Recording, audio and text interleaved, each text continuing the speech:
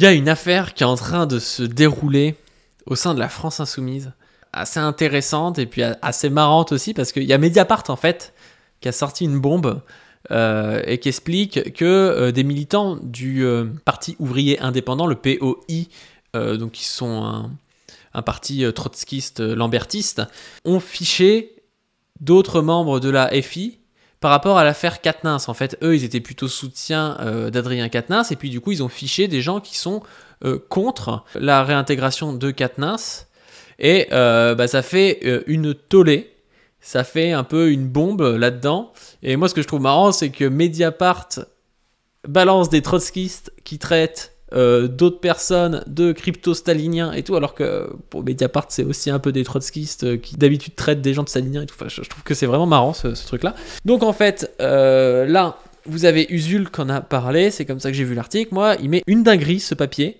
Il y a des lambertistes de la France Insoumise qui tiennent des fichiers et qui traitent d'autres militants de crypto-staliniens ou même de pablistes. Quelle époque! C'est vrai que c'est trop marrant dans le sens où pabliste, je pense que la plupart des militants savent pas ce que c'est et tout. Enfin... Donc l'article c'est « Après l'affaire Quatennens, des insoumis critiques découvrent qu'ils ont été fichés. Études, positions politiques, profils, des militants de la France Insoumise ont collecté des informations sur certains de leurs camarades signataires d'une tribune critique de la gestion de l'affaire Quatennens. Le CNIL et le comité de respect des principes de LFI ont été saisis. C'était une manifestation contre la réforme des retraites, comme une autre, le 10 avril, à Poitiers.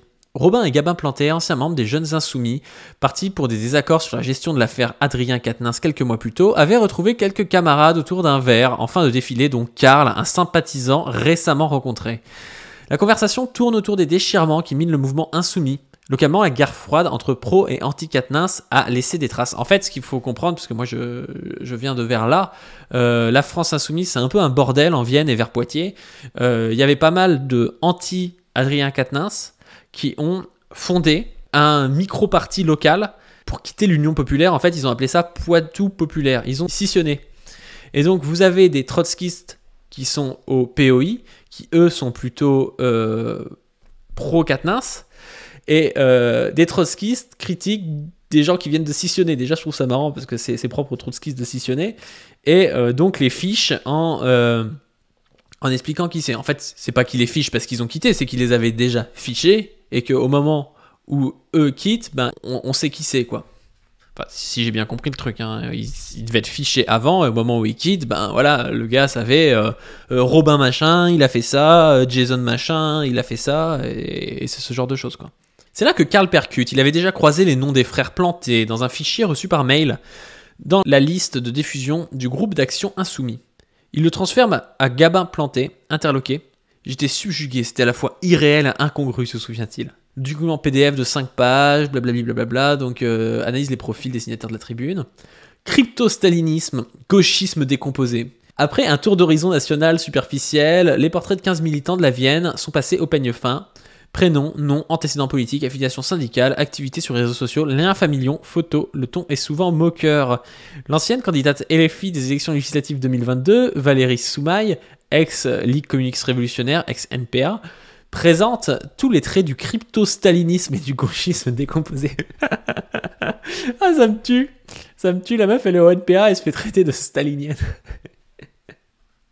Les manœuvres bureaucratiques d'un autre candidat aux législatives dans une circonscription voisine, Jason Valente, sont raillées. Quant à Gabin Planté, il semble aimer la lumière autant qu'un panneau photovoltaïque, selon un propos rapporté par le jeune animateur du groupe d'action avec qui il s'affronte, ce qui suggère que les informations collectées ont bénéficié de divers contributeurs.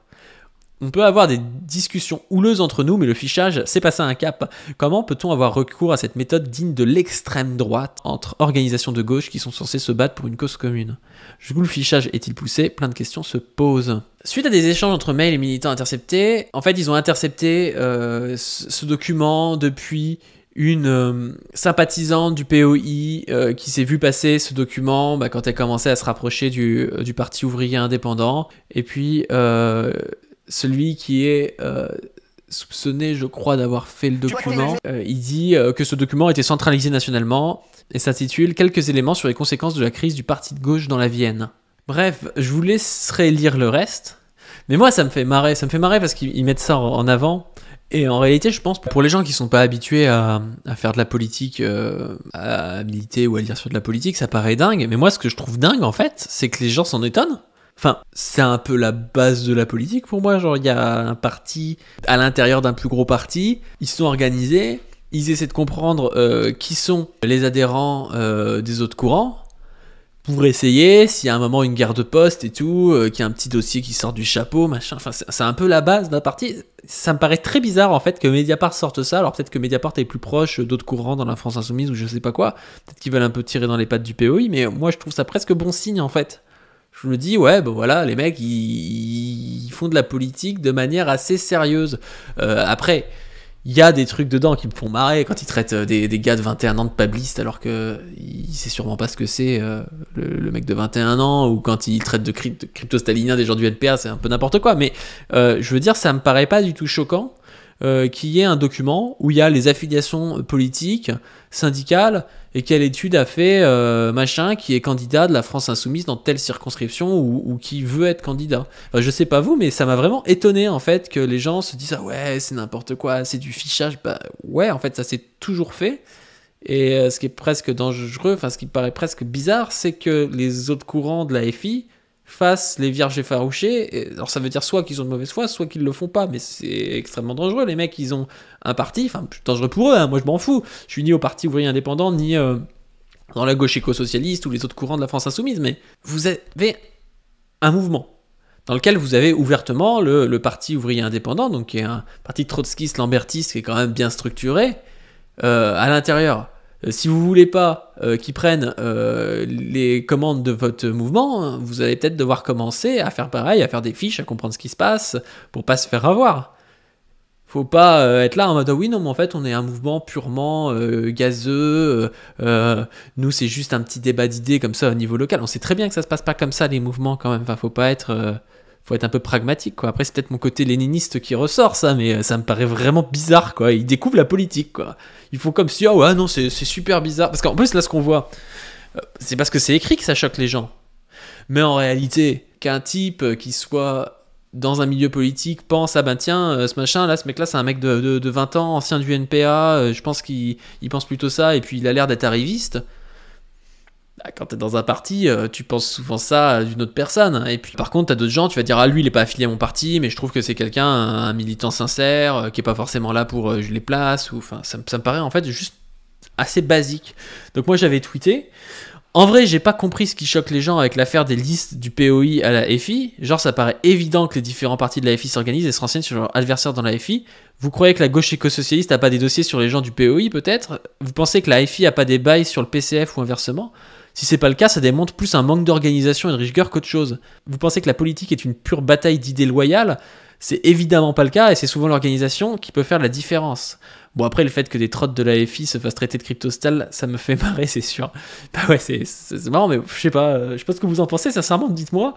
Je trouve ça assez basique, et c'était évident, en fait, qu'un parti trotskiste organisé à l'intérieur de la France Insoumise fait ça. Ça me paraît tout à fait banal, en fait. En fait, je trouve que cette histoire, ça montre quand même de la dépolitisation de la part de beaucoup de gens, quoi. Enfin, c'est un truc, au fond, assez banal, que tout le monde fait dans sa tête. Là, c'est sur papier pour pouvoir être centralisé au niveau national. Et c'est important parce que si un jour, il y a une élection, que vous voulez discrédibiliser quelqu'un qui est en face de vous dans un parti et vous rappelez ah ouais mais attends c'est bizarre, t'as tweeté en 2018 que François Ruffin c'était un facho et tout, alors que maintenant c'est le président du groupe, comment t'expliques ça enfin en fait c'est les mecs, leur but c'est de faire ça, ils font de la politique en fait.